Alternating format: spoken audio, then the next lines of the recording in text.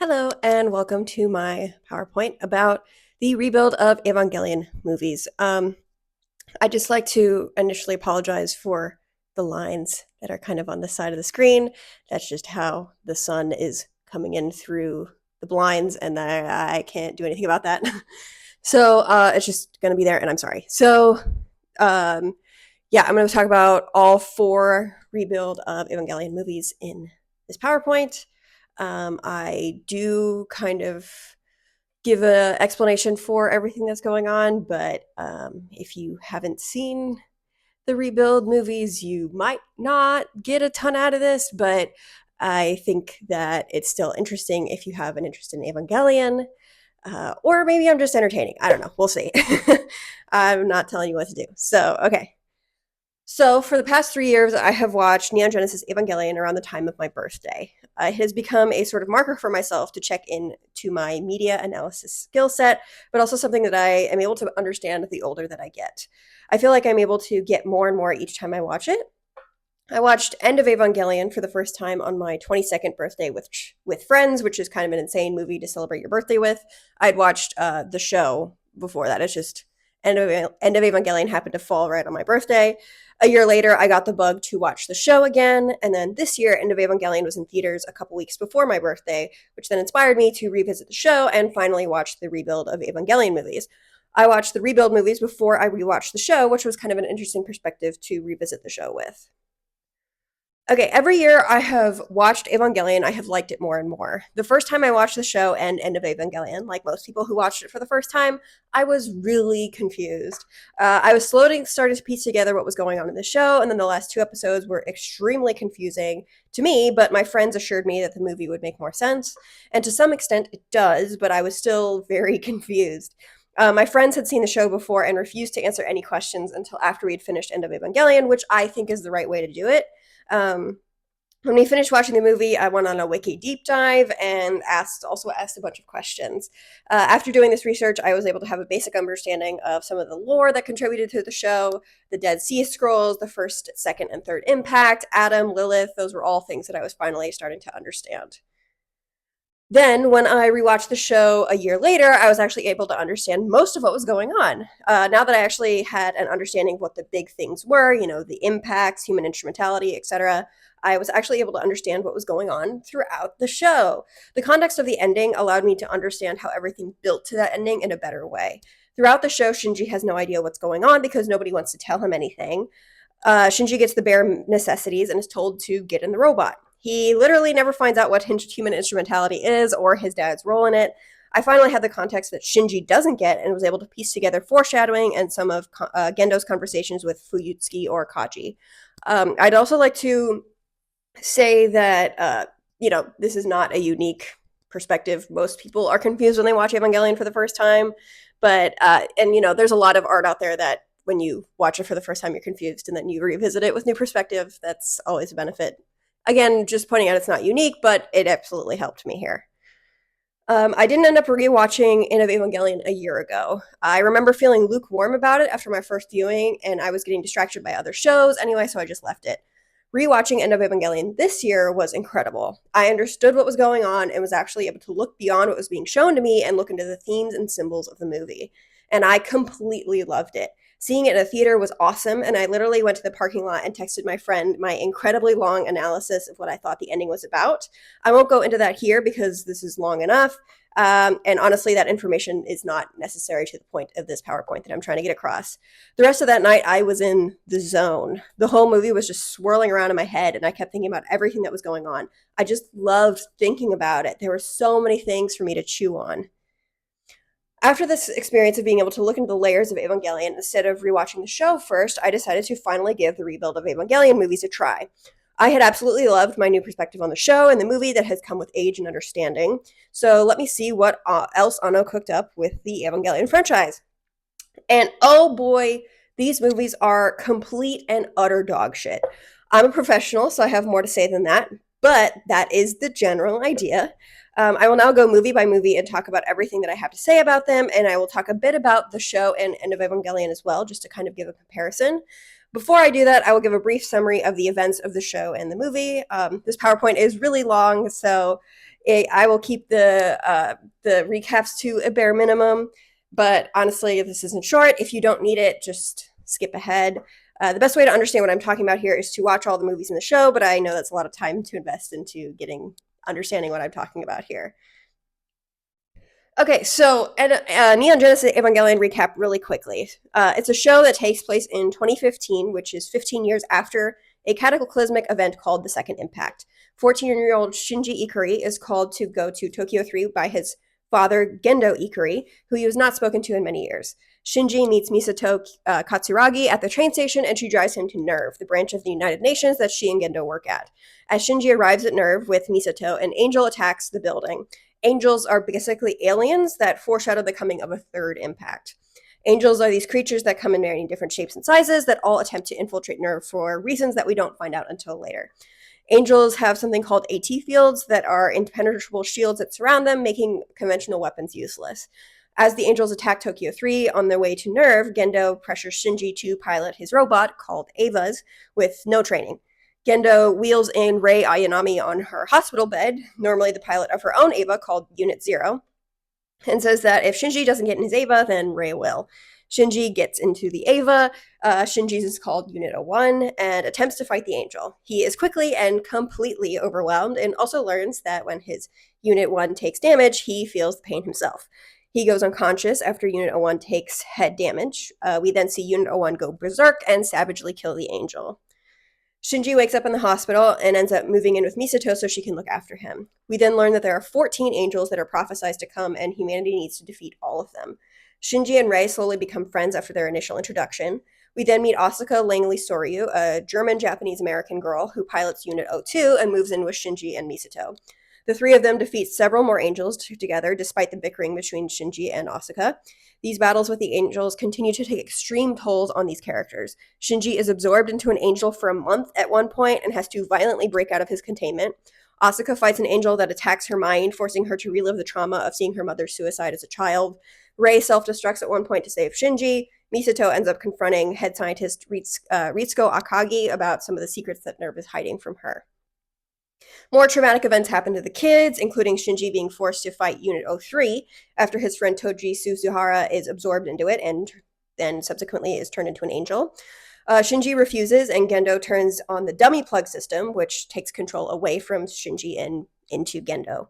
Shinji, still in the cockpit, is forced to watch as his Ava extremely violently tears Unit 03 apart, leaving blood and guts all over Tokyo 3 and almost killing Toji in the process. After this, and more trauma, Kaoru Nagisa is introduced and immediately takes a liking to Shinji. They have an extremely close bond that skirts the line of romance. In the manga, they kiss, but in the show, it's more ambiguous. I'd like to note that the manga comes after the show. The show came out first, then the manga. They don't know each other for very long before Kaoru reveals that he is an angel, but that everything he feels for Shinji is real. Gendo forces Shinji to kill Kaoru, further fragmenting his mind. Kaoru is the final angel, and with his death, human instrumentality is triggered. This is basically where everyone on the planet loses their bodies, and the consciousness of every person, living and dead, is combined. Gendo orchestrated this as he never got over the death of Shinji's mother, Yui, and he wants to be with her again. Through dreamlike sequences, Shinji has an epiphany that he needs others' love and that life is worth living, causing everyone to congratulate him. Side note, Kawashin is genuine yaoi history, one of the first iconic ships in all of anime. They're older than Naruto and Sasuke, so these guys are real trendsetters. If anyone on Twitter remembers the doomed yaoi poll from a couple years ago, yeah, these guys are truly inspirational. Okay, so now I'm going to be talking about End of Evangelion really quickly. So this is shorter than the show. Okay. So The End of Evangelion is a movie that came out 2 years after the show ended. Gainax, the company that made Evangelion, is very famous for having poor use of budget and time constraints that damage their projects at the end of their run.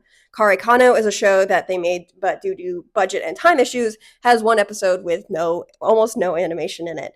Neon Genesis Evangelion fell victim to these issues, so the show had to end on a more abstract note.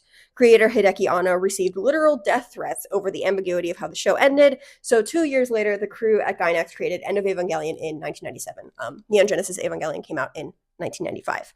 While this movie is certainly not what I would call straightforward, it does provide more answers than the show did. The show and the movie have two distinct endings that differ from each other in their context, build-up, and conclusion. Well, I would argue that the endings are intertwined, with the show depicting the dream and the movie the reality. That is veering into my own analysis, which is not the point here.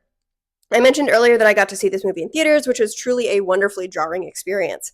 In the movie, they put the credits in the middle of the movie so that when you see the final frame, lights turn on and time to go. You can't sit with what you just saw, and I really loved that. Okay, so the end of Evangelion goes more into the nitty-gritty of what human instrumentality and the third impact are, who caused it, and why. I summarized it earlier, so I won't go into it as much here, but we see more from Shinji and Asuka here. Asuka is catatonic after her depression and suicide attempt as a result of her encounter with the angel that forced her to relive her mother's suicide. The movie opens with Shinji visiting Asuka in the hospital and masturbating to her unconscious body. I will go into this more later, but this is rock bottom for both of them, even though Asuka never learns what happens. After she wakes up, Asuka realizes that her mother's soul is in her Eva, and she feels optimistic for the first time in her life. She ends up fighting a bunch of artificial Evas sent by the group Seele, who have been working with Gendo to cause instrumentality, but for their own reasons.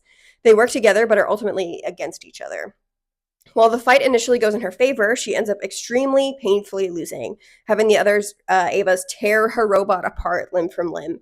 She can feel everything that's happening to her robots, but we don't see much from her perspective. In the movie, we get a different version of how instrumentality goes for Shinji after Rei and Yui's soul, previously contained to Unit 01, caused instrumentality to happen in Shinji's favor, going around Seele and Gendo. We get several dreamlike sequences where Shinji chokes Asuka and cannot decide where happiness comes from. He asks Yui and Rei if he can return to his human body, and they say that anyone can do what they want. Shinji awakens on a beach next to Asuka. Shinji tries to choke her, and she caresses his face, causing him to stop and cry.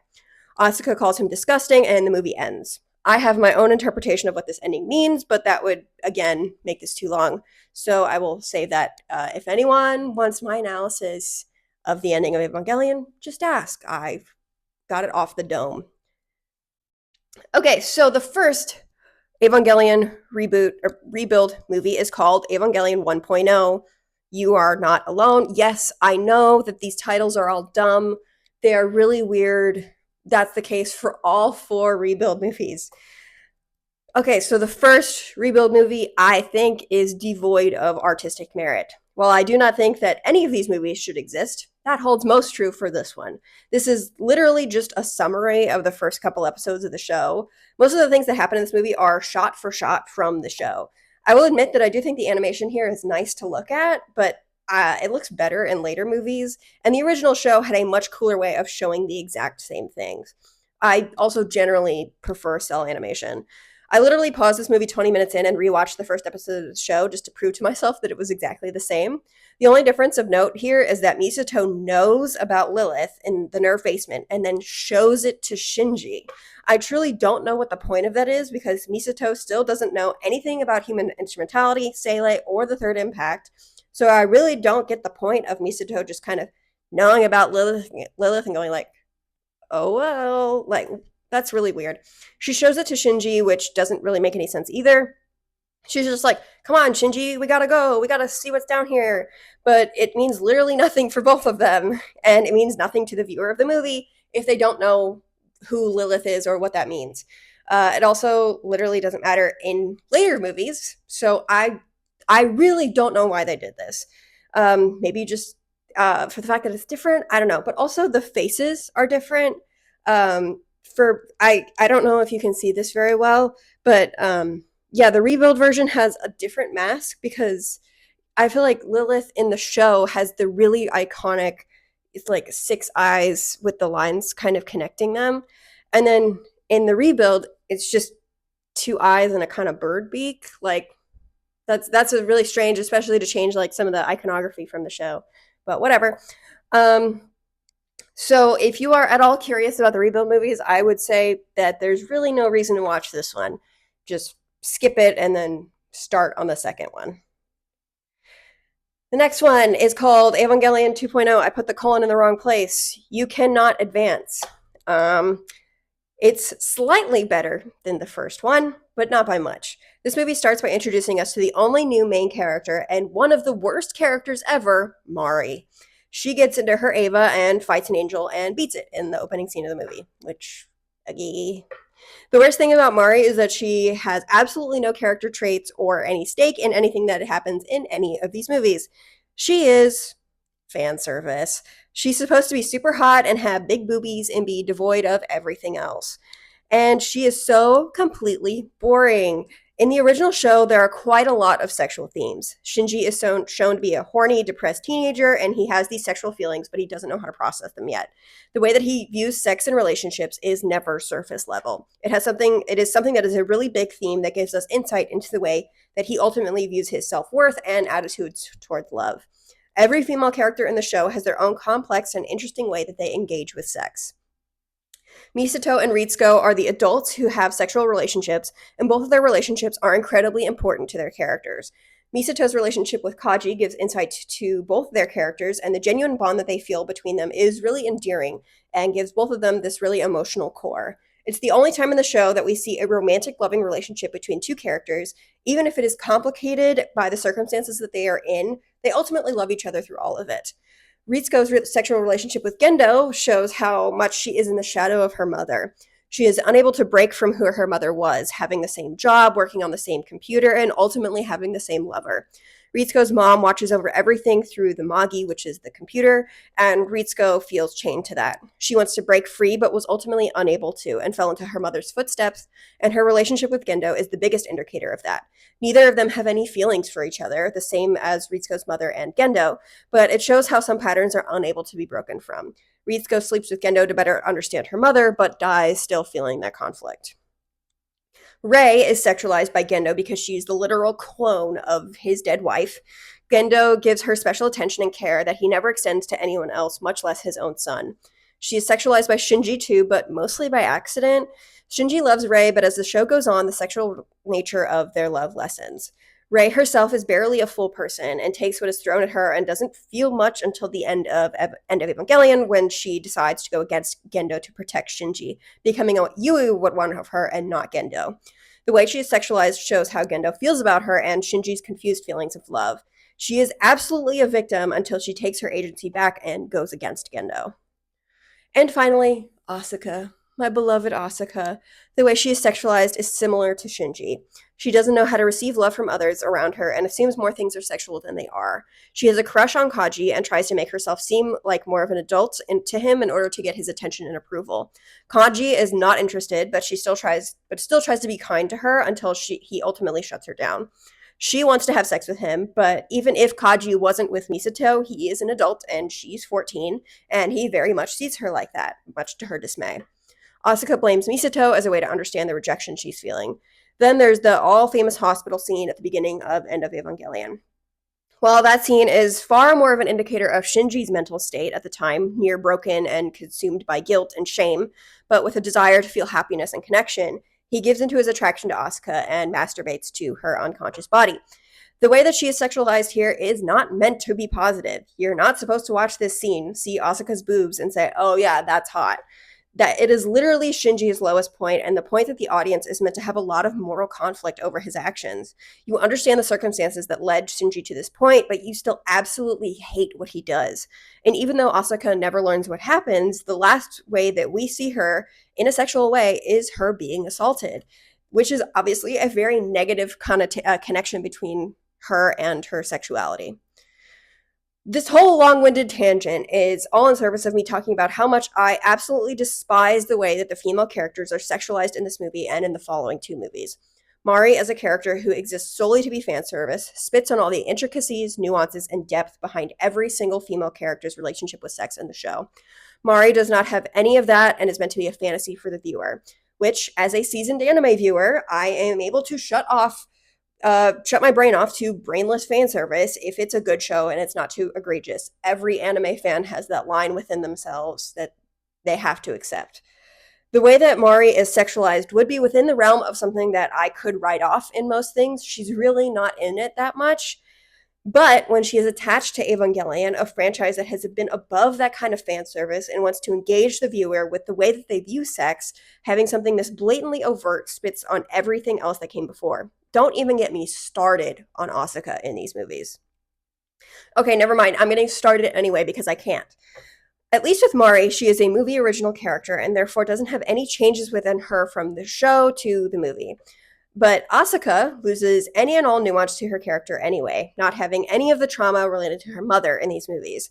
But she becomes another brainless vessel for men to view her as a sexual object. We see her roll around on the ground with a direct view of her crotch. We see her naked frequently. There are a lot of tit and ass shots of her even in clothes.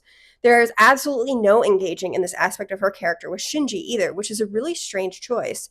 Everything about her character related to sex becomes solely for the viewer's enjoyment, which is so completely offensive and boring that it genuinely makes me mad. Out of everything that is wrong with these movies, this is the aspect I hate the most. Rey has even less agency than she does in the show, and we see her naked a lot for no reason. Outside of the first movie, that is exactly the same as the show, it is indicative of the core philosophy of these movies. They are not interested in challenging the viewer in the way they look at themselves. They aren't interested in being anything new or different. Instead, they decide to appeal to the lowest common denominator, men who love their waifus. I'd like to point out these screenshots here from the movie. So we have the end of Evangelion here, and you see that it's a little hard to tell here just because the lighting is a little wonky, but Asuka is fully clothed in this shot here. She's fully clothed. This is the end with her and Shinji on the beach. She's still in her Eva outfit and fully clothed. And then that exact same scene in the movie, not in this one, but in 3.0 plus 1.0, which is the fourth one, we can see here that she's like all ripped up and all sexy. And I was so mad when I saw this. Like, it's so brain dead. It's like, ugh, it's so stupid. Okay, so now back to the plot of this movie. There are some scenes in this movie that are very similar to the show, but the key difference here is tone. In the scene in the show where Shinji and Gendo visits Yui's grave, it's very cold and mean. It is one of the only times that father and son have a one-on-one conversation. Shinji is pissed about how his dad engages with the memory of his mother, and Gendo sees Shinji as a sniveling child, so far beneath him. In the movie, that exact same interaction happens, but it's not quite as mean. It is far softer than it is in the show, which is a common theme throughout these movies. While the show has more edge and bite, the movie shies away from any of these ideas. Gendo and Asuka in general are kinder and softer towards Shinji in general, which is very strange. Another way that this movie is generally softer than the show is that the world doesn't feel quite as apocalyptic. The show is understandably limited in scope, probably for budget reasons, but one thing that it accomplishes through this is that it makes everything feel really isolated. Shinji's repeated desires to leave feel really futile because it feels like there really isn't anything else happening throughout the rest of the world. The second impact was something that was very destructive. In this movie, we get to more of a sense of what the world is, which loses the impact of that second impact and the isolation that Shinji feels. Although there's more of a minor, that's more of a minor complaint in the context of the movie. Another thing about Asuka and Shinji's relationship that feels far worse is that they are not antagonistic towards each other. Asuka accepts her crush on him very easily and quickly and wants to impress him. Shinji is also pretty open about his feelings. Neither of them are quite as traumatized as they were in the show, so they are much nicer to each other, which is a disservice to them because it makes their relationship far more generic. The way that characters talk to each other in this movie is far more straightforward than it is in the show. They actually communicate their feelings pretty easily. When Shinji pilots his Unit 01, it's not as psychologically painful for him. Everything here feels so much weaker than the show. And then, of course, there's Asuka cooking in a bra and her new fucking suit. Another way that this movie veers away from the psychological damage is that when the kids are fighting in the robots, they actually get physical damage when their robot is damaged. In the show, when the robot gets damaged, they feel the pain, but do not receive the catharsis of actual damage and therefore physical healing. It adds onto the burden that all of them feel in a substantial way. In the movie, they are given the catharsis of actual damage to their body. They feel the pain too, but now that there's something that they can heal from, which again I find to be a far weaker theme than the show. The only thing in this movie that I find kind of interesting is that Asuka is the pilot of Unit 03 instead of Toji here. That is an interesting change from the show. By making Asuka the person in the Eva when it becomes an angel, it gives Shinji more of a personal stake. He absolutely felt that before, but it is heightened because Toji is an outsider and relative innocent. But that is a change that could be, in theory, interesting. when Asuka's relationship with Shinji is nowhere near as fleshed out as it was by this point in the show, though. I was curious where it would lead. And then they do a fake out death. Oh, geez, I wonder if Asuka's really dead. With the show using Toji, someone Shinji cared about but was ultimately unimportant to the plot, he really could have died as a result of the dubbing plug going haywire. Finding out he isn't dead is both a relief and a gut punch, knowing that Shinji is going to have to deal with his aftermath. But we know Asuka isn't going to die. She is important to the story, so that again is far weaker than the show. Then Rei combines with an angel, and in his effort to save her, Shinji causes the third impact. I was very surprised that they were doing the third impact this early because that happens at the end of both the show and Evangelion. And it kills literally everyone on the planet. So I was curious to see where this idea would go in the next movie. Surely it was going to be good and interesting and not boring. Yeah. Okay, and Evangelion 3.0, again, got the colon wrong. You cannot redo. The movie starts with something truly shocking. Would you believe that Asuka isn't actually dead? I know nobody saw this coming. This movie starts with a fight sequence with Mari and Asuka. This is not the last time that this happens, and I find it extremely boring. Mari's Pink Ava serves cunt, but I am also not invested in her as a character, so I think it's all really boring. You never even know what's going on in any of these fights either. They fight angels, I guess? I don't know. But we learn that after the events of the second movie, Shinji was unconscious for 14 years, and that Rei hasn't been seen since. This is obviously distressing for Shinji as he put a lot of effort into saving her, and then she just kind of fused with the LCL in Unit 01. Now, I know what you're thinking, but Sophia, what about the waifus? Rest assured, Asuka and Mari are affected by the curse of the Ava and remain physically and mentally 14 forever. Don't worry, your waifu remains underage. Another thing about Asuka is that she now has an eye patch, which raises another question I have about these movies. I'm not sure that these movies work without the context of the original show. The reveal that Asuka has an eye patch only means something to you if you know that Asuka loses her eye during End of Evangelion. I have another tangent to go on to better illustrate this point.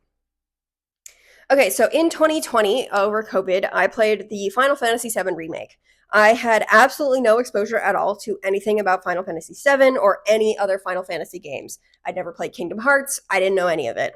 I was aware of Sephiroth's existence, but that's about it. And when I played this game, I was very confused. This game is a remake of the original Final Fantasy VII from 1997. However, it makes the assumption that you are familiar with the story of the game. And as someone who was not, I was so lost. The game assumes that Sephiroth needs no introduction, and I kept being like, wait, no, I need an introduction, hold on. And then the end of the game reveals that in an alternate timeline, Zack is alive. And I remember saying out loud, who the fuck is that? I had a lot of fun playing this game with Claire, so I ended up doing a lot of research about the original Final Fantasy VII and Crisis Core. Both of us then replayed the game and were able actually to understand the context that the game assumed that we had. At the time of me writing this, I am playing Rebirth, which is really fun because I actually have the necessary context for understanding the story of that game. The whole point of this is that sometimes there are remakes that assume that the viewer has context from the original story because the fans will have that context. When you have a remake, you have to walk a tightrope of not spoon-feeding information that the fans already know, but also being welcoming enough to newcomers. The Final Fantasy VII Remake is not especially noob-friendly, especially the ending. And I honestly don't think that the rebuilds are that beginner-friendly either. I think they more are along the lines of what the Final Fantasy VII Remake did. And I feel like the goal is to show the differences between the original and what is being shown to you now. It's the differences are really important and meant to kind of surprise you. Okay, so Misato and Ritsuko act very differently from how they did in the show and the earlier movies, but I think that the time skip and resulting differences are only there so that the original fans of the series feel like something is different. See, this isn't like the show. The third impact happened at the midpoint, and there was a time skip, which actually means nothing. One thing about the rebuilds that is another disservice is that because of the story being movies instead of a show, there is less time that can be devoted to the characters. The biggest way that this is shown is with Shinji. In the show, he has traumatizing experience after traumatizing experience with little to no break in between. The reason that the ending of both the show and End of Evangelion work so well is because Shinji, who is at his core a kind kid, is pushed and pushed and pushed to the very brink. The scream that is ever so memed upon in End of Evangelion is so impactful because Shinji has finally hit his breaking point. The events of the show and the movie were too much for him to handle. So he screams and accepts Yui/Rei's desire for the third impact and human instrumentality, because he simply cannot exist in the way that he has been living, and anything would be better than the torment that he's been experiencing. The movies do not have this kind of build-up to horror until the third impact. Shinji has not really been traumatized by anything up until this point. He's kind of bummed about what's been going on, but he doesn't have the same sadness in his bones that the show Shinji does. So Shinji causes the third impact, trying to be brave and protecting his friends, which will not have the same impact as a kid who has finally had his psyche break under the pressure that he has been carrying and accepting the form of love that his mother's consciousness and his mother's clone, daughter/also clone, are offering him. These movies also lack a lot of horror that the show does. The impact that I felt when you first see what is under the Ava's armor was incredibly memorable to me. When you see that there is meat underneath it, it really shocked me. Then you find out that the armor is not for the benefit of the pilot, it is to contain the creature underneath, which is such a horrific idea, which is so cool. These movies do not have anything close to that kind of horror or disgust. The show is meant as a deconstruction of what mecha anime can be, as in shows before this, it was always triumphant or victorious when the main character would get in the robot, because the robot gives him or her power. In the show, the robot absolutely does not do that, but in the rebuild, it does. The opening of this movie is all about cool robots being cool, and that is a frequent theme used throughout all of these movies. Cool robot being cool. These movies are not interested in challenging the conventions of the genre like the original show set to critique. This is really deeply boring. In the movie, Misato and Ritsuko give Shinji a DSS collar, which is basically something that will kill Shinji if he ever pilots an Eva ever again, to prevent another impact from happening. Misato tells Shinji that the collar, she tells him, quote, "It symbolizes our mistrust as well as your punishment," which is really on the nose. Gee, Misato, really? Then you learn that, wait, human instrumentality does not mean in these movies what it did in the show. The third impact itself looks very different. Kaoru later explains in this movie that human instrumentality is Seele and Gendo's desire for evolution, that it causes mass extinction and would remove individuality and allow some humans to improve, which is literally insane. This is the biggest example of these movies removing anything that is emotionally driven and replacing it with something very clinical. Fuyutsuki has a conversation with Shinji where he's like, "Oh yeah, by the way, your mom's in the robot," which is an extremely emotional discovery in the show and is never explicitly stated as that. It is something that is far more focused on how you feel about it rather than the fact of it. In End of Evangelion, human instrumentality is Gendo wanting to cause mass extinction, melding everyone's consciousness, dead and alive, together so that he can finally be reunited with Yui. Seele wanted instrumentality so that they could become gods. If instrumentality happened on their terms, according to their plan, they would have ultimate power, both of which are far more emotionally driven motives for this murder of every person on the planet, especially Gendo. Gendo cannot handle the loss that he felt when Yui died, and he has spent his entire life devoted to being able to be with her again. He rejects his son, he completely devotes himself to this extremely immoral and unethical cause, but for a very emotional and ultimately understandable cause. Now, Gendo and Seele want instrumentality to better the human race? Ugh. I know that we find out in 3.0 plus 1.0 that Gendo is doing it for Yui, but that is also weird in another way. Going off Kaoru's explanation here, it's all weird. The one part about this movie that I did enjoy was the yaoi. Sue me, I like the yaoi. Shocking, I know. Shinji starts out the movie with Misato, Ritsuko. Their new organization is called Wonder on their big ship in the clouds. Rei's clone comes in her Unit 0 and breaks him out. Yes, there are more than one. In the show, there's just one Rei. In the movies, there are several Rei clones. She then takes him back to Gendo. Gendo is in the Rebel of Nerve headquarters and says that he is building Unit 13 and that he wants Shinji and Kaoru to pilot it. A big chunk of this movie is devoted to Shinji and Kaoru bonding. In the show, Shinji and Kaoru meet at the end of the show, and because Shinji has been so completely beat down, Kaoru is a ray of hope and love that Shinji desperately clings to. Their relationship is pretty short, it's less than an episode, but the love that Shinji feels for Kaoru is so deeply impactful for him, and he absolutely treasures it. Kaoru, in turn, loves Shinji deeply and chooses to die for him. It's more complicated than that, but that's the general idea. In the movie, that love and connection is definitely still there. I don't necessarily love that they bond through playing the piano together because Shinji doesn't know how to play the piano. Kaoru says it's a way to communicate, and that's true, but when Shinji doesn't speak the language, I don't know how they're actually communicating. But the end goal is the same. Shinji feels love and connection with Kaoru, and Kaoru feels the same. Before they get into Unit 13, Kaoru takes Shinji's DSS collar off of him and puts it on himself, freeing Shinji of the burden of fear and assuring Shinji that he will be okay. They go on their mission to extract the 2 spears of Longinus and Cassius from the corpse of Lilith. Gendo says that this will undo all the damage that the third impact caused. When they get into the chamber, Kaoru realizes very quickly that something is wrong. The spears are not where he thinks they should be. At the same time, Asuka and Unit 02 and Mari and Unit 08 come down to prevent Shinji and Kaoru from taking the spears out. A clone of the original Rei is there to support Kaoru and Shinji and her robot as well. Kaoru stops speaking as he tries to figure out what's going on, and Shinji becomes reckless, not listening to Asuka's warnings and taking out the spears. This causes the angel formerly held in stasis there to be freed, and it fuses with Unit 13, causing the 4th impact.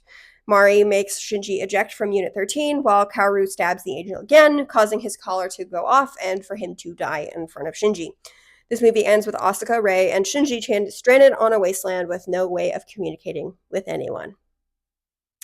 This also illustrates an issue that I have with Shinji and Asuka's relationship. The antagonism between Shinji and Asuka works so well in the show because of the core aspects of their personalities. Asuka feels like the only way that she can be acknowledged or praised is when she pilots her Eva, and Shinji feels so depressed because he feels like he has no choice or agency. Asuka cannot understand that mindset. Asuka is also deeply competitive with Shinji and wants to win, but through their shared traumatic experiences, they ultimately come to an understanding by the end of Evangelion. It is incredibly compelling and shows 2 different ways that teenagers process their trauma and depression. Shinji shuts down and Asuka becomes louder, both not knowing how to cope. There is absolutely none of that depth in their relationship here. Asuka herself has no real motives other than she likes to pilot her Eva and thinks Shinji's an idiot. She doesn't have any of the trauma that she did in the show, and Shinji only has a fraction of what he did in the show. There is no way for them to connect or find common ground. So now they actually are against each other. Asuka calls him an idiot, but doesn't bother explaining to him anything that's going on. She's just antagonistic for the sake of it. Ultimately, this movie completely strips any of the nuance or themes that the show did best and becomes the very tropes that the show set out to critique. The characters are stripped of most of what makes them interesting. They have fewer of their negative qualities, making them less complete and ultimately less relatable. These movies have done nothing but piss me off. Any idea that I kind of liked was something that was done better in the show. And now we have one more movie, and it's by far the longest one. Yippee, I can't wait. Okay, Evangelion 3.0 plus 1.0. I still got the colon wrong. Thrice Upon a Time takes the cake for the dumbest fucking title I have ever heard in a movie. Why is there an addition equation? Thrice? When the equation equals 4, why add the .0? Anyways, this movie starts with another stupid fucking action scene that doesn't make any sense, and it's just Mari fighting. I literally do not give a fuck about this fight, but it did lead us to the iconic parallel parking gif, therefore it's better than the opening of the 3rd movie. Mari throws the top of the Eiffel Tower at an angel type thing, which just is all completely brainless. Then, after that, we see Shinji, Asuka, and Rei wandering around this wasteland. Asuka is leading both of them. Shinji is actually depressed, holy shit, and Rei is a clone that only knows how to follow orders. They end up finding this village and meeting Toji, Shinji's friend from school, who's now grown up as a result of the time skip, with a wife and baby, as well as Kensuke, Shinji's other friend from school, also grown up. This village is extremely pastoral and absolutely beautiful. The pastoral aesthetic is not something that we typically focus on in Evangelion, so the fact that it is so prominent in this section of the movie is different but not unwelcome. And I cannot believe I'm saying this, but this section of the movie is actually really good. This is the first time in any of these movies that we actually slow down and actually focus on the character's emotions. Shinji is actually traumatized and seriously depressed after watching Kaoru die right in front of him. Asuka has a DSS collar, and every time Shinji sees it, he pukes because of the trauma that he feels. Shinji can't eat, he can't sleep. All he can do is sit there, numb. Asuka is finally acting like herself. She gets pissed at Shinji because she can't understand his depression, so she ends up shoving rations down his throat because she doesn't want him to die but is incapable of being gentle with him. The clone of Rei has one of the best storylines here too. All she has been able to do before this is follow orders, and so she doesn't know how to act. The women of this village take her under their wing and teach her so much about life. They take her to the rice fields and show her about farming. They take her to the baths. She is able to connect with Toji's wife and baby. She is able to establish a real life for herself here. She finds a sense of self through this more low-key way of living. Shinji finds the remains of this nerve building near the village and spends all of his time just staring out at the water, very Bella and New Moon style. Rei visits him and she brings him food every time she does. It takes some self-reflection, but Shinji ultimately decides that he wants to keep living when he one day accepts and eats the food that Rei brings him in this really wonderful scene. Asuka has way too much fucking fan service in this section, but she ultimately has her own arc that she goes on as well. She has to slow down for the first time in a long time and actually gets to reflect on what she wants out of life. Shinji eventually is able to connect with Toji more than he ever did when they were both kids. This whole segment is introducing ideas that are entirely new for the Evangelion franchise, healing. The show and end of Evangelion focus on overwhelming trauma and the effects that it can have on characters in different ways. While both the show and the movie have optimistic endings, I would put an asterisk next to that. Both endings have a ton of different things going on in them, but are ultimately about the end of trauma. They end before anything else can happen. But that's because it's about the end of the worst part of your life. This section actually has really similar themes to my favorite Ghibli movie, which is Only Yesterday, which is extremely high praise. Healing yourself through slowing down and finding what you love in a pastoral/farming setting as a way to honor a way of life that is dying out are themes that both exhibit really well. This whole segment of the movie is about the long, painful, but ultimately cathartic process of healing from trauma. Shinji is the character who has had the most immediately life-changing traumatic event happen to him, and for the first time in a while, no one needs anything from him. All he can do is sit and feel his feelings. Even though we don't hear what he's thinking, we know that he is reflecting on the love that he felt, but is being consumed with loss. The gesture of Shinji finally choosing to eat something and crying feels really great because Shinji is choosing to remember the love that Kaoru showed him and to honor that love and sacrifice. Shinji does not let that loss consume him and is choosing to take the active effort to be alive. And that scene was genuinely really moving for me. I enjoyed it. While I do think that Shinji choosing to live at the end of Evangelion is more effective for me because it's really unique, I feel like both takes on this decision have their merits, and I really enjoyed both. I loved how the section shows how each character would take how each character's take on the journey of healing would be in a slow, methodical, and actually subtle examination. I was shocked as I watched this segment that this movie was doing something actually new that was in service of the growth for these characters. The animation in this section is really beautiful as well. The new aesthetic is really cool here. I was on a high during this half hour. I was like, holy shit, is everything I went through in the last 3 movies going to reward me with something new? And then just as Rei is about to actually become her own person, she pops into LCL because she can't exist outside of Nerve. I did not find this tragic. I found it obnoxious because when we were finally discovering something new and interesting for these characters, they are unable to actually change. After Rei pops, Asuka calls Wonder, and we are back in the plot of the movie.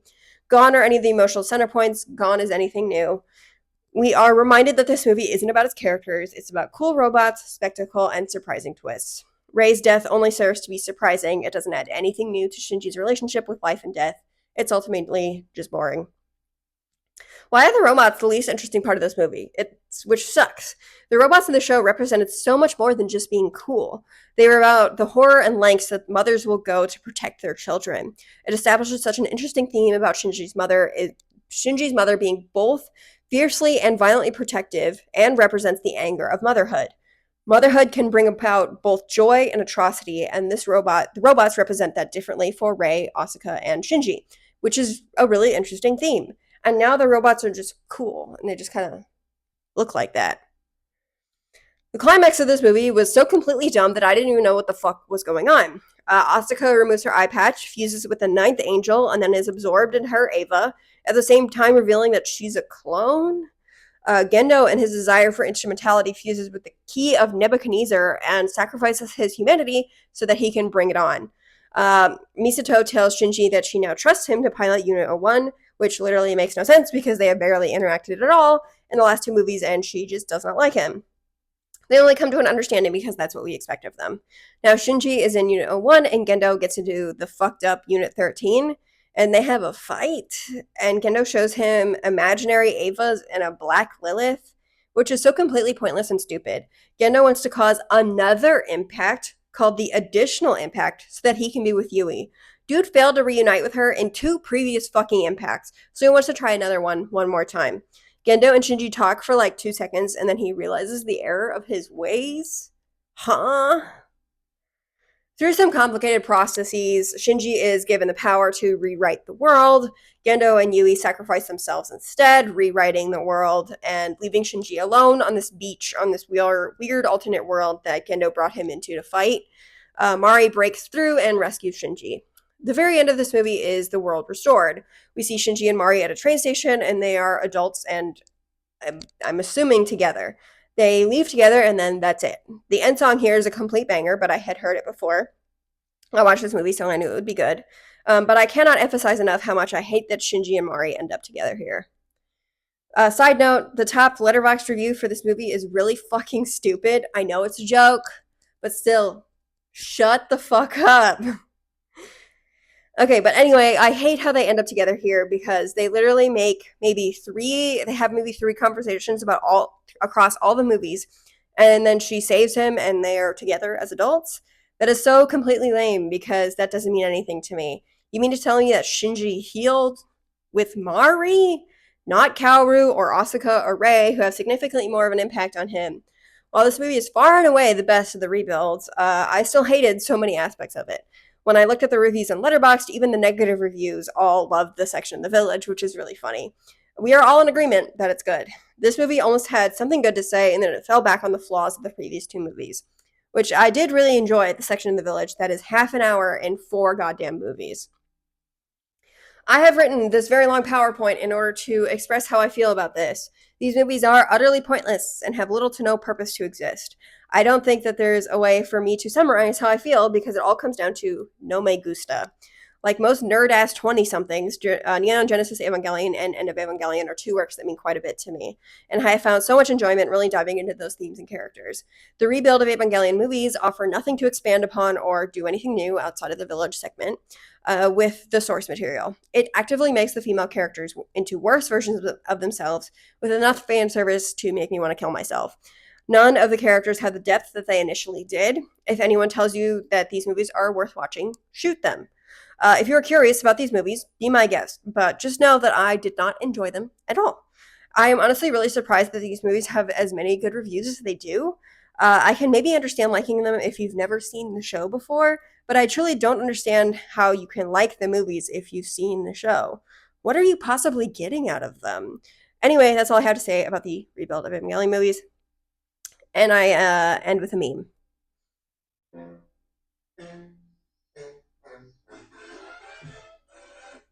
I really like that meme. Okay, so thank you for watching this. That's all I have to say.